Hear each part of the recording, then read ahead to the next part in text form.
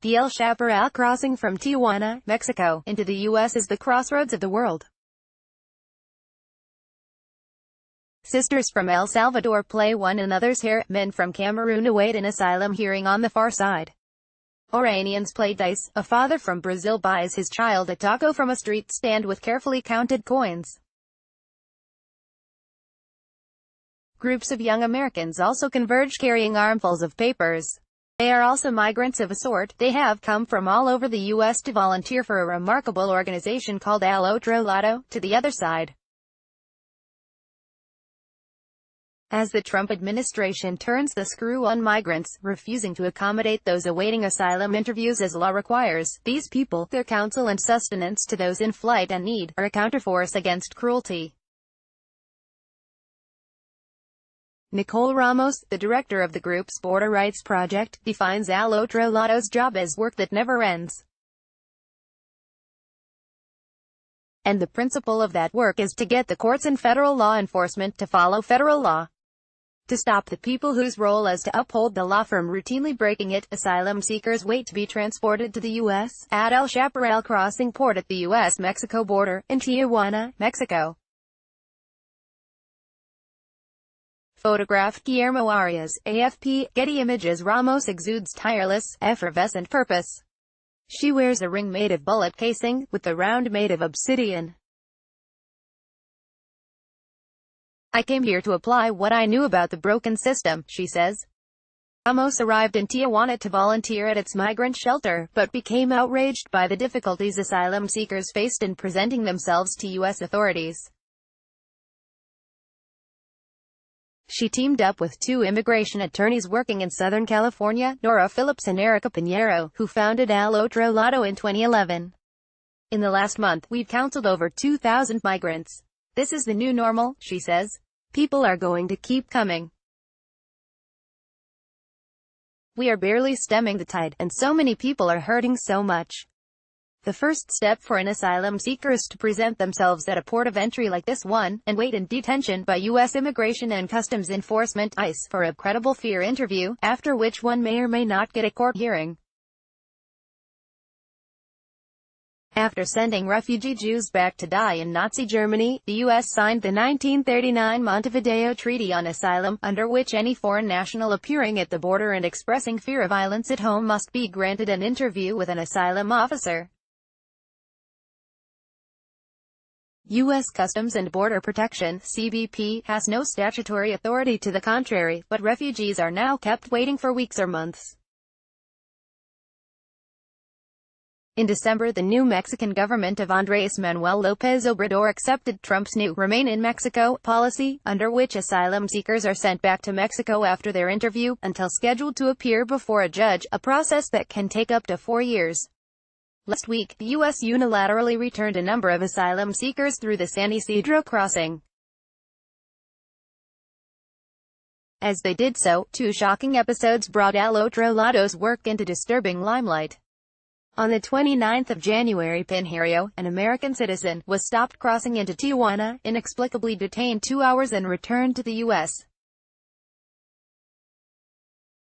Papers proving that her infant son was Mexican were of no consequence. 2 days later, Phillips was detained while traveling with her family into Guadalajara airport. She was held 7 hours with her daughter, denied water and medicines, and deported back to the U.S. It remains unclear which government blacklisted their passports. I think this is retaliation, said Phillips. I think it's that we're pointing out gross, flagrant human rights violations being committed by the U.S. government, and they don't like that. Al Otro Lado works on both sides of the border, representing both detained and non-detained immigrants in U.S. court proceedings and educating migrants of their rights under U.S. law. Asylum seekers line up to register with Mexican immigration officials at a shelter in Piedras Negras, Mexico, the 5th of February 2019. Photograph Jerry Lara, AP. There's no attempt to feed migrants dreams or delusions, said Ramos. We'd be violating our own ethos if we didn't warn people and explain the grim realities of detention. Tell them, the US government will try to break you, and you have to be stronger than them. El Otro Lado's Tijuana premises occupy 3 stories of Enclave Caracol, a food co-op and free vegan cafe, bike workshop and music venue. Outside is charismatic, scary Tijuana, the second largest city on the America's Pacific coast after Los Angeles and Mexico's homicide capital.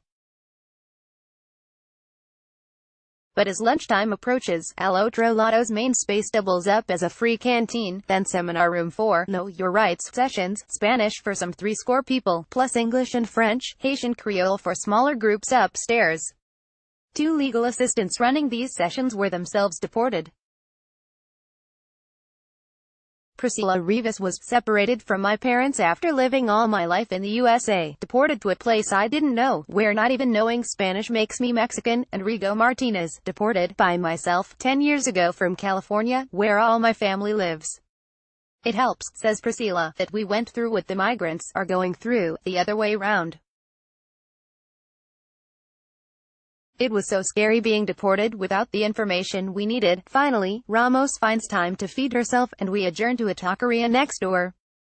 The U.S. authorities despise us for informing people, she says.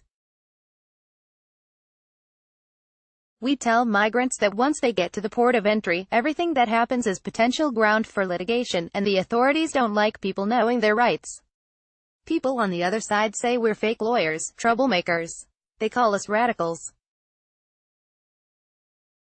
Well, if following the law is radical, let me be radical. Into the office comes Jess Fuller, responsible for technology and administrative support, with a laptop containing details of 1,400 migrant consultations she has processed over 2 months. So many people come in, she says, it's easy for their cases to fall through the cracks.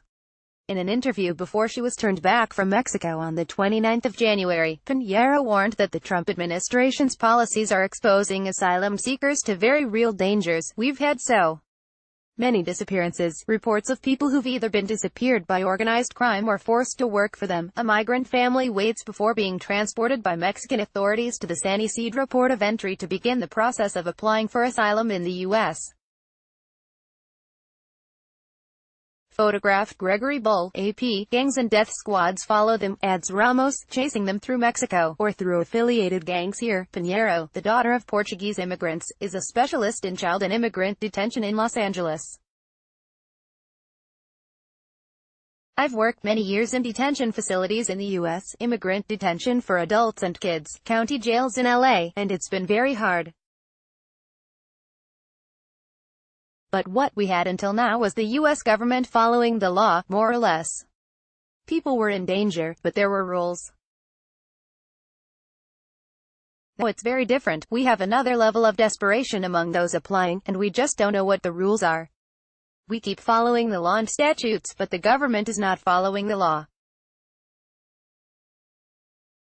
I've been practicing law a good while, and I've never seen it so routinely broken by those who make it.